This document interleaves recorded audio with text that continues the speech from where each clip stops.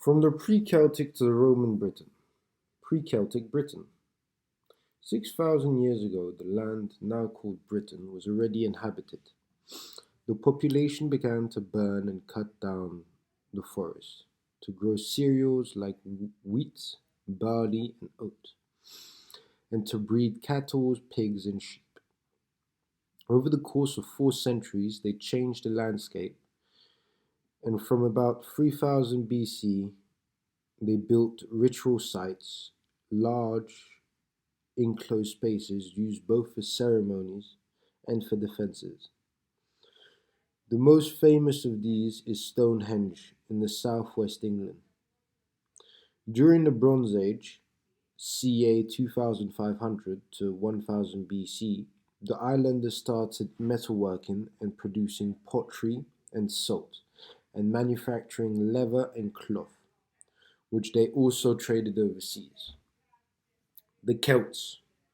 Around 700 BC, the Celts began to arrive from the northwest of Germany and gradually settled in the countries between 500 and 100 BC. Today, their language remains in Welsh in Wales and Gaelic in Scotland and Ireland.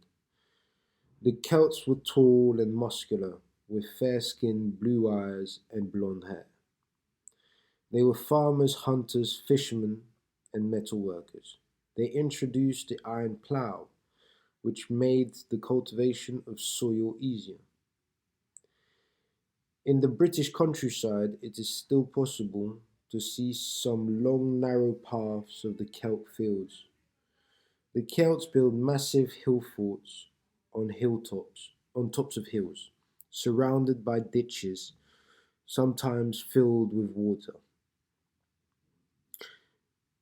They were used as tribal centers and refuge in times of dangers. Women were almost equal to men. They could choose the man they wanted to marry and retain their own property. They could also lead other warriors in war. Boadicea, for example, was a warrior queen of one of the Celt tribes who fought against the Romans. The Druids were the Celts' priests. They were important not only in religion, but also in justice, education, and medicine. They held their ceremonies at the heart of the forest and not in temples. The Celts worshipped the natural elements, such as the sun, the moon, trees, and rivers. They considered water a holy element since it generated life and was eventually their means of entering the world beyond death. They believe in immortality and in the transmigration of the soul from one person to another. For them, life and death were still spent on earth in caves, hills, and lakes. And his belief was another reason for their respect of nature and its spiritual or magical dimensions. The Romans. Julius Caesar led a Roman invasion of Britain in 55 to 54 BC, but the country was not actually conquered until 43 to 47 AD. Under Emperor Claudius. For about 15 generations, Britain was part of the Roman Empire. The Roman, attracted by the rich agriculture of the south, tin and lead of the west, the availability of slaves, and Britain's strategic importance as an offshore base. The Romans, however, did not control the whole island.